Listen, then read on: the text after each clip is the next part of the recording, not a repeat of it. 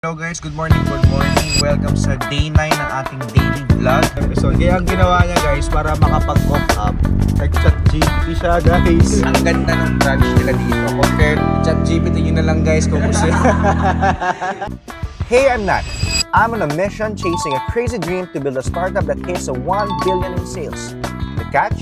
90% of my time is locked into real-world responsibilities and just 10% fuels the dream.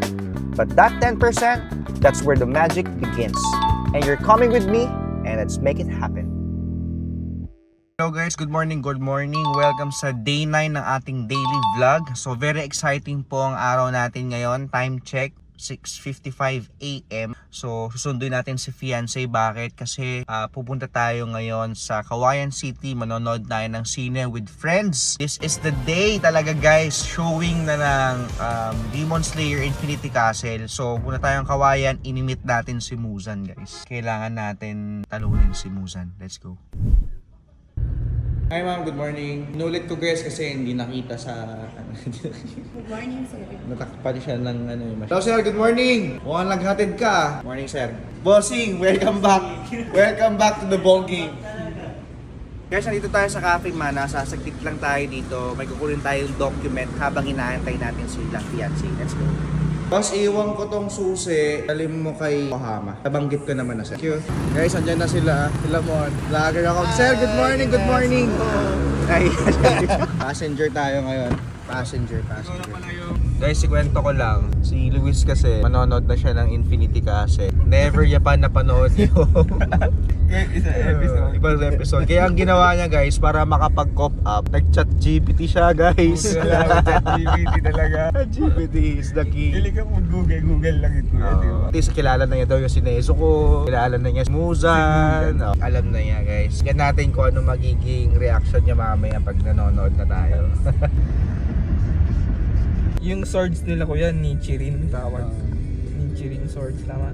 Grabe yan guys. Wisteria po. Nag-update na si Luis. Saan nila nakukuha tong Wisterian poison?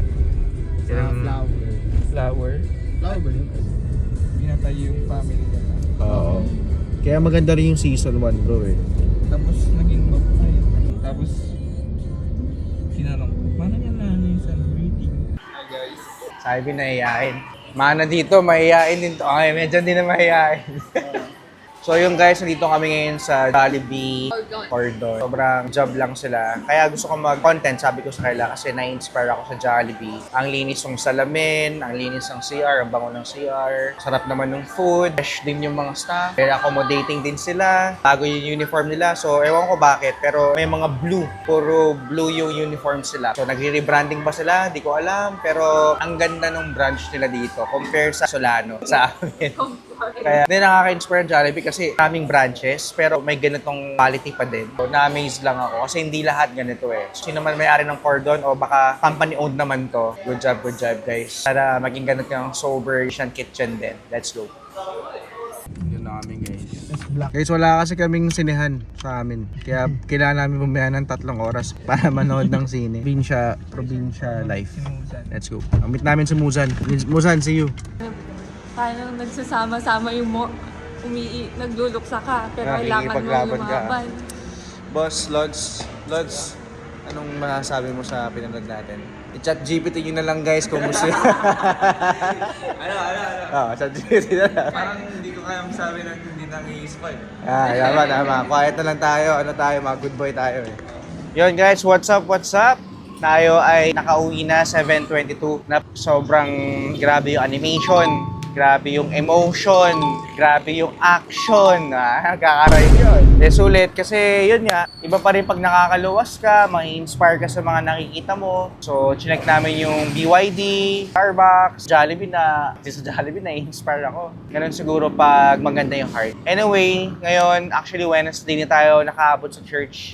Trinay naman natin habulin pero hindi na talaga kinaya. Pero nanood kami ng live. Congratulations kay Celine. Sobrang ganda ng word ni Lord. Ganda ng life testimony testimony mo. Grabe nakaka-bless. Anyway, puro reality lang tayo today. Nag-enjoy lang tayo today with friends. Sa kapatid ni IT, fiancé kay Luis. Sobrang saya kasama ni Luis. Sa makita nyo naman sa vlog eh. So, yun lang muna tonight, guys. Yun muna today. Outro tayo. If you have a big dream, protect it, feed it, even just a little every day. So, once again, my name is Nat and I'm sober. Cheers!